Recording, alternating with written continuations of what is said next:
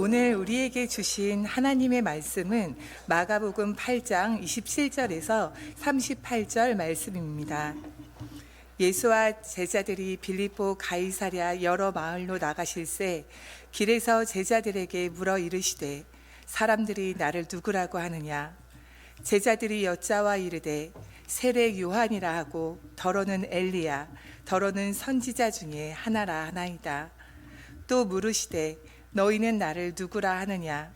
베드로가 대답하여 이르되 주는 그리스도 신이이다 하매 이에 자기의 일을 아무에게도 말하지 말라 경고하시고 인자가 많은 고난을 받고 장로들과 대제사장들과 서기관들에게 버림받아 죽임을 당하고 사흘 만에 살아나야 할 것을 비로소 그들에게 가르치시되 드러내놓고 이 말씀을 하시니 베드로가 예수를 붙들고 항변하매 예수께서 돌이키사 제자들을 보시며 베드로를 꾸짖어 이르시되 사탄아 내 뒤로 물러가라.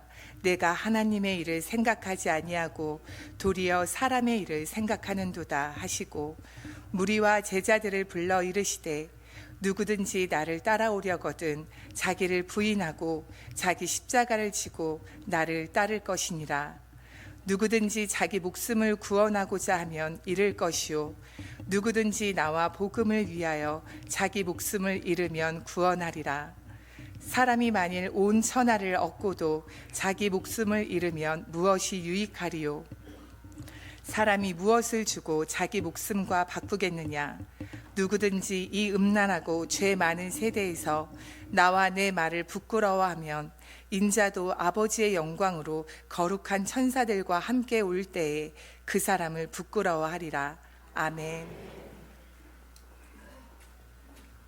우리 귀한 찬양과 또 기도와 말씀 봉독에 감사를 드립니다.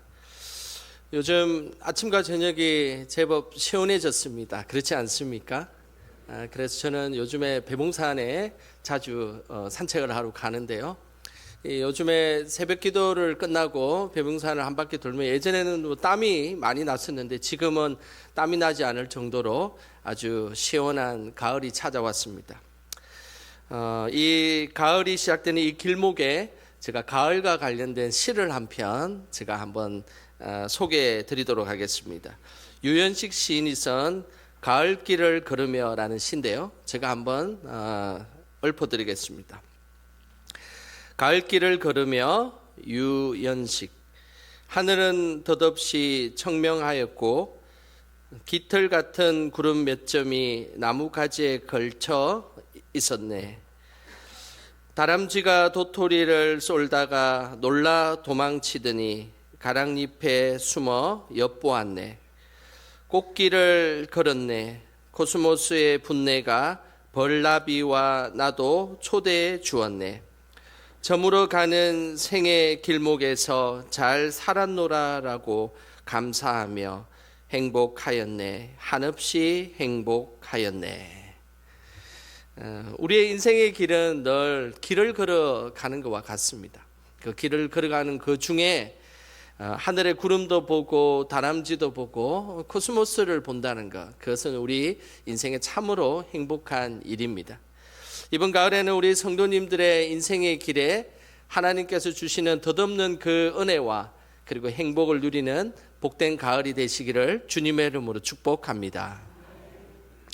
예수님은 하나님의 길을 걸어가는 길목에서 제자들에게 질문을 했습니다. 오늘 그 장면이 27절에 나오는데요.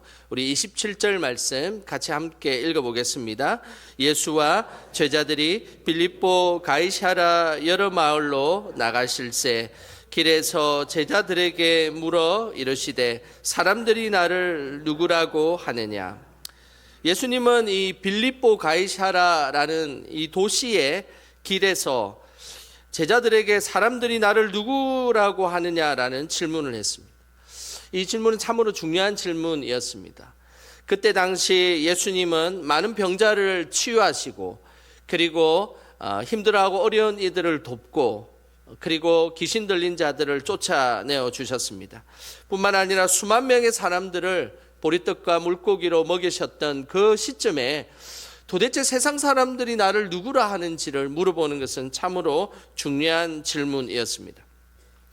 세상이 예수님을 어떻게 부르고 있는지에 따라서 세상이 예수님을 제대로 이해하고 있는지 없는지를 알 수 있기 때문입니다.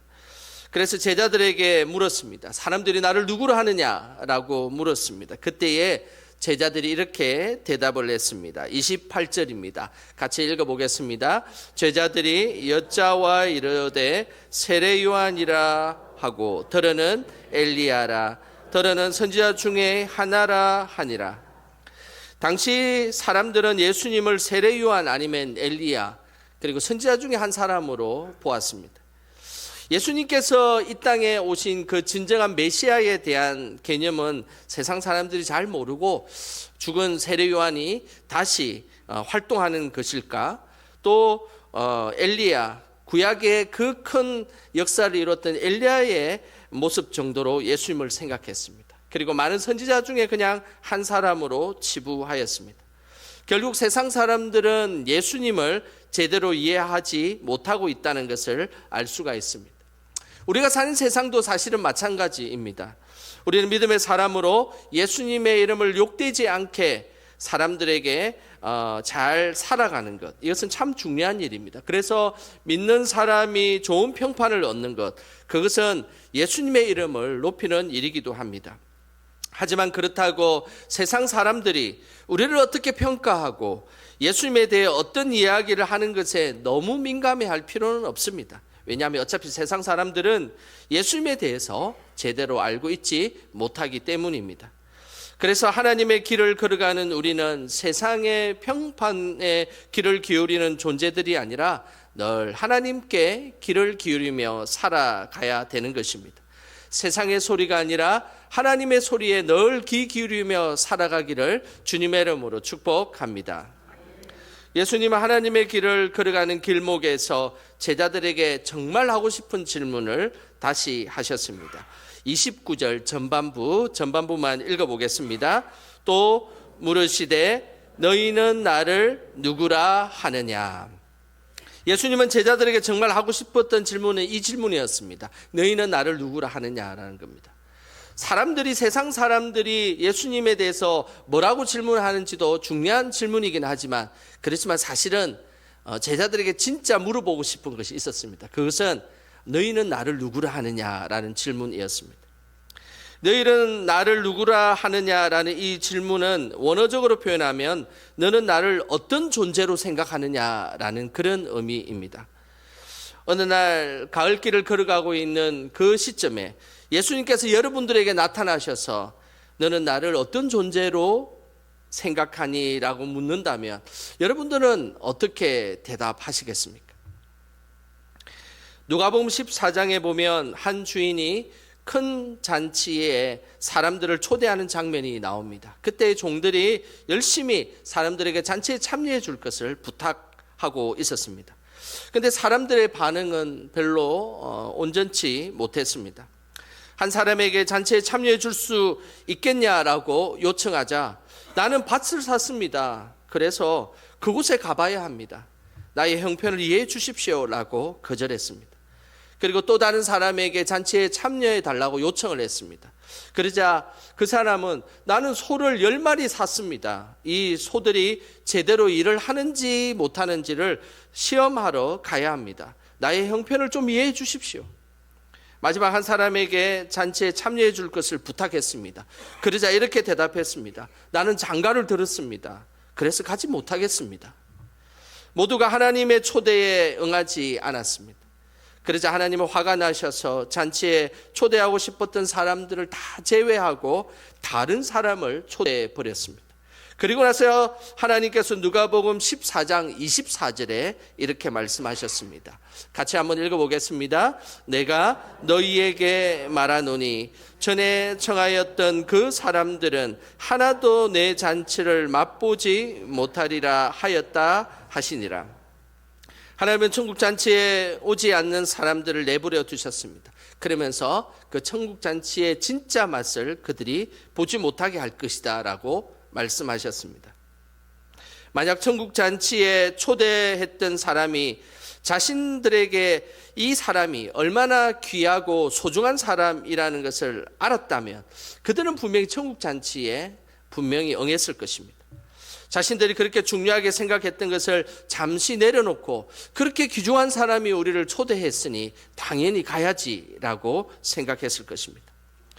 밭을 샀지만 사실 나중에 그 밭을 살펴보아도 되는 것입니다. 밭이 없어지는 것도 아니지 않습니까? 소를 샀지만 그 소도 나중에 테스트해 보아도 됩니다. 그 소는 내일도 모레도 계속해서 테스트해 볼 수 있습니다. 결혼을 했어도 마찬가지입니다. 잔치에 참여할 수 있었을 것입니다. 앞으로 살아갈 날들이 더 긴 세월이 기다리고 있기 때문입니다. 그 초대한 사람을 어떤 존재로 생각하느냐에 따라 그 초대에 응할지 응하지 않을지가 결정되는 것입니다. 우리는 바쁜 일상의 삶과 삶의 터전에 살아가면서 예수님을 어떤 존재로 여기고 있습니까? 바라기는 예수님이 세상의 그 어떤 가치보다 더 귀하고 그리고 소중한 존재로 여겨주시기를 주님의 이름으로 축복합니다.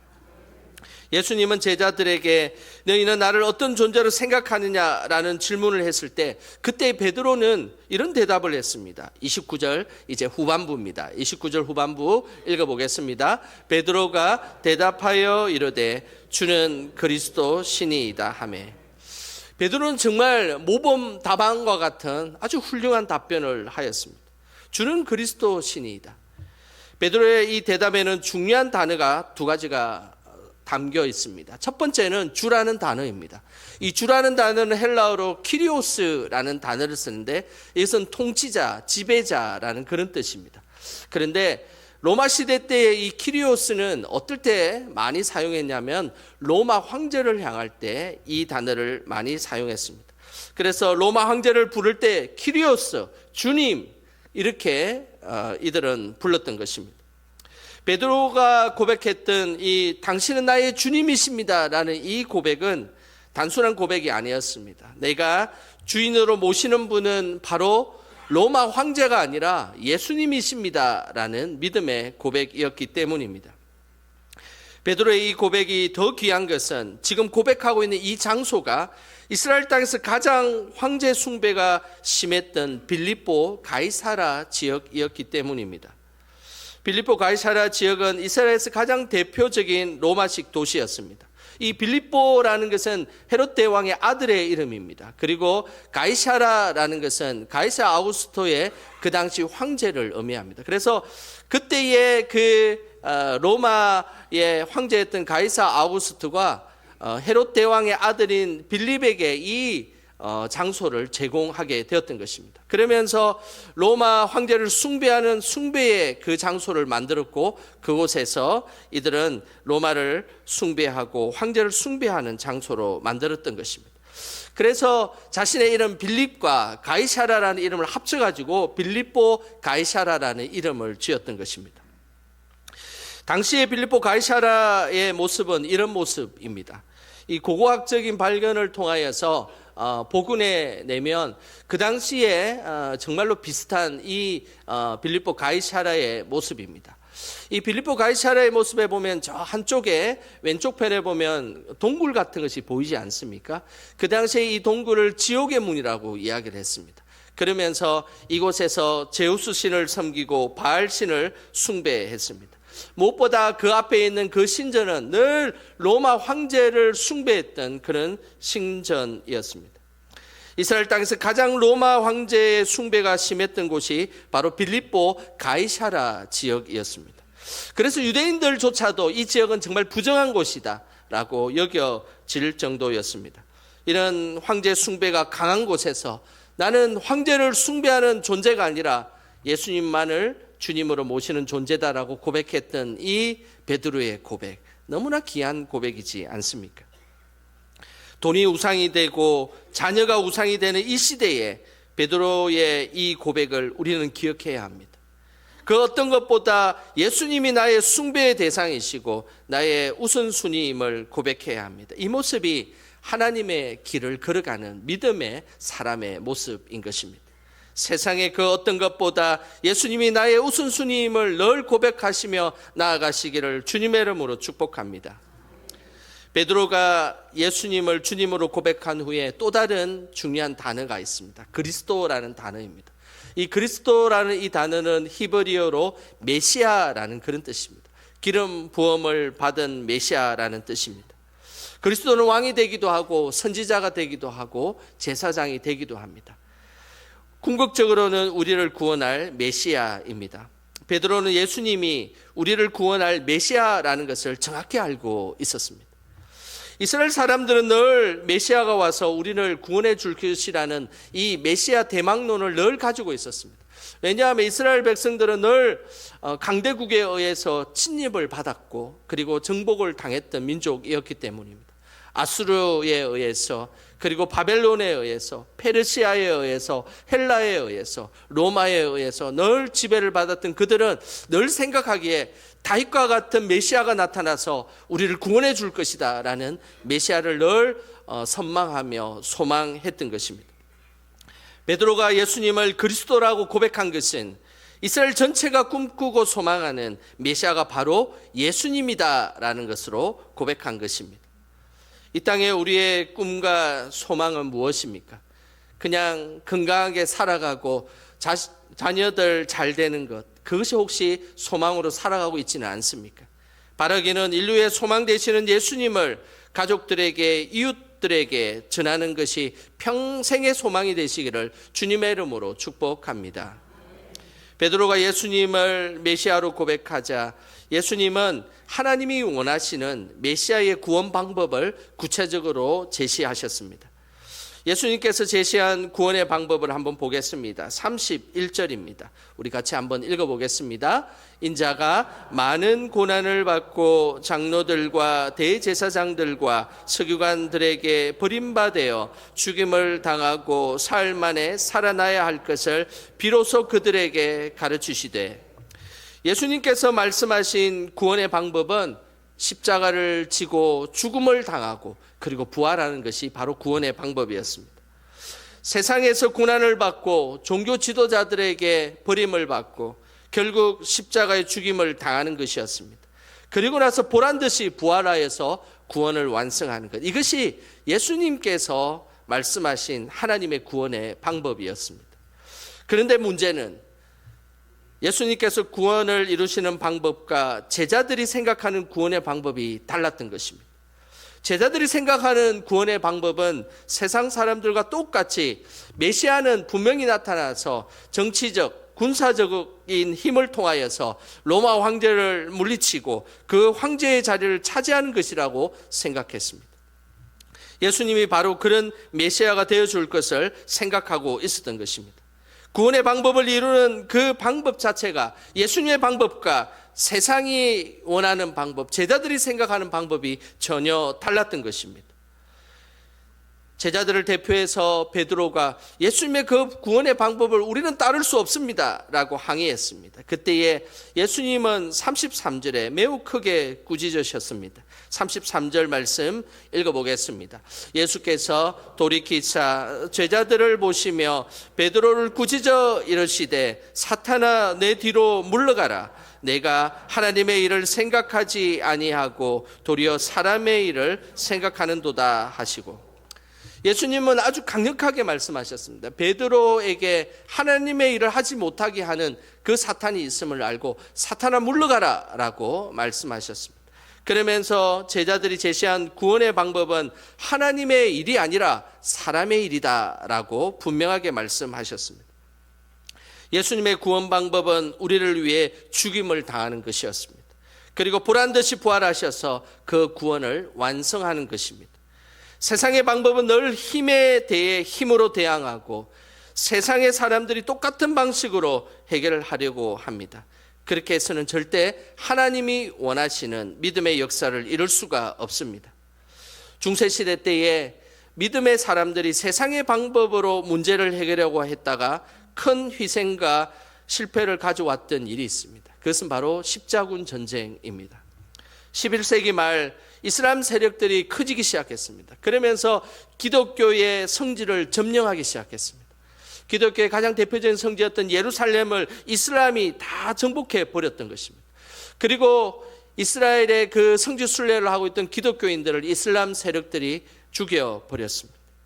이 문제를 해결하기 위해서 우르반 2세 교황은 예루살렘 성지 탈환이라는 이름을 내걸고 기독교인들을 모으기 시작했습니다. 그리고 강대강 힘과 힘으로 예루살렘을 빼앗아내자고 그들은 힘을 모았습니다. 그때 일어난 전쟁이 바로 십자군 전쟁입니다. 십자군 전쟁은 십자가를 들고 전쟁했지만 세상적인 방법으로 그대로 무력과 폭력을 사용했습니다. 200년이라는 긴 세월 동안 예루살렘을 탈환했다가 빼앗겼다가를 반복했습니다. 200년이 지나는 세월 동안 1차, 2차, 3차, 4차에 걸쳐서 이 십자군 전쟁이 일어났습니다. 하지만 끝내 성지를 탈환하지 못했습니다. 오히려 이들이 자기들끼리 이념적인 갈등과 문제로 인해서 자기들끼리 싸우다가 끝내 해체돼 버렸습니다. 십자군 전쟁은 하나님 나라와 세상의 나라가 똑같다는 생각을 한 전쟁이었습니다. 하나님 나라를 어떻게 세상의 나라처럼 똑같게 만들어서 싸우고 폭력을 쓰고 집단적인 힘으로 대항할 수 있겠습니까? 결국 이 십자군 전쟁은 실패한 대표적인 기독교 역사입니다. 기독교 역사는 분명하게 말합니다. 세상적인 방법으로는 절대 하나님의 뜻을 이룰 수 없다는 것입니다. 오직 말씀과 성령의 역사로 이루어지는 나라, 그 나라가 바로 하나님의 나라인 것입니다. 세상 사람들하고 똑같은 방식으로 문제를 해결하려고 하면 그 방식으로 똑같이 망하게 된다는 것을 우리는 역사적 교훈을 통해서 깨달아야 되는 것입니다. 세상의 방법을 따라하는 우리가 아니라 늘 하나님의 방법으로 살아가는 우리 모두가 되시기를 주님의 이름으로 축복합니다. 예수님은 제자들이 믿음에 대한 고백은 잘했지만 여전히 세상적 방법으로 믿음을 이루려는 모습에 대해서 매우 엄중하고 중대한 말씀을 하셨습니다. 34절에 그 말씀이 나옵니다. 우리 같이 한번 읽어보겠습니다.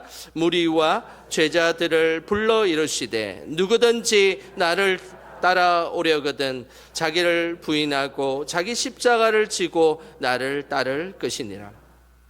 하나님의 방법으로 하나님의 길을 걸어가는 사람은 자기를 부인하고 자기 십자가를 지고 따를 것이다 라고 말씀하셨습니다. 자기를 부인한다는 것이 무엇입니까? 그것은 자신의 방법, 세상의 방법을 내려놓는 것입니다. 하나님의 방법이 아닌 세상의 방법과 똑같은 방법으로 그 일을 행하고 있다면 우리는 그 방법을 내려놓아야 하는 것입니다. 이것이 자기를 부인하는 것입니다. 또한 자기 자신에게 주어진 예수님의 십자가를 지고 따라가야 합니다. 예수님의 십자가를 지고 따라가는 것, 그것은 무엇입니까? 하나님 앞에서 자신을 날마다 쳐서 복종시키고 죄의 본성을 멀리하고 하나님이 나에게 주신 사명과 직분을 온전히 감당하는 것입니다. 이것이 바로 자기 십자가를 지고 예수님을 따르는 모습입니다. 오늘도 하나님의 길을 걸어가고 있는 우리는 어떤 모습으로 걸어가고 있습니까? 나의 길이 아니라 하나님의 길을 걸어가야 합니다. 또한 예수님이 내 삶에 가장 소중하고 존경받는 그리고 존중받는 삶으로 우리의 삶에서 나타나야 합니다. 중요한 일을 한다는 이유로 세상 사람들 하는 똑같은 방식으로 그 일을 진행하고 있다면 그 일을 내려놓으셔야 합니다. 바라기는 이 가을의 길목에 늘 예수님을 존중하는 삶을 살아가고 그리고 무엇보다 하나님의 방법으로 살아감을 통하여서 우리의 삶의 자리 곳곳마다 하나님의 영광을 드러내는 우리 영광의 모든 우리 성도들 되시기를 주님의 이름으로 축원합니다. 이 시간 우리 찬양하고 기도하는 시간 갖겠습니다. 주님과 함께하는 이 고요한 시간 찬양하겠습니다.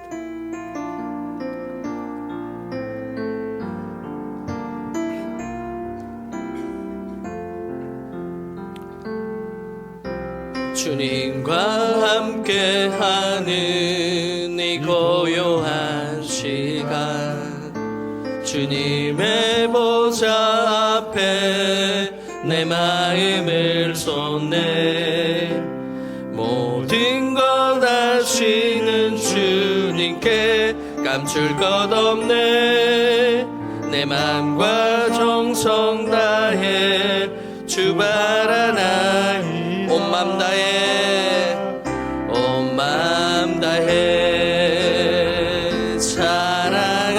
사랑합니다 온 맘 다해 주 알기 원하네 내 모든 삶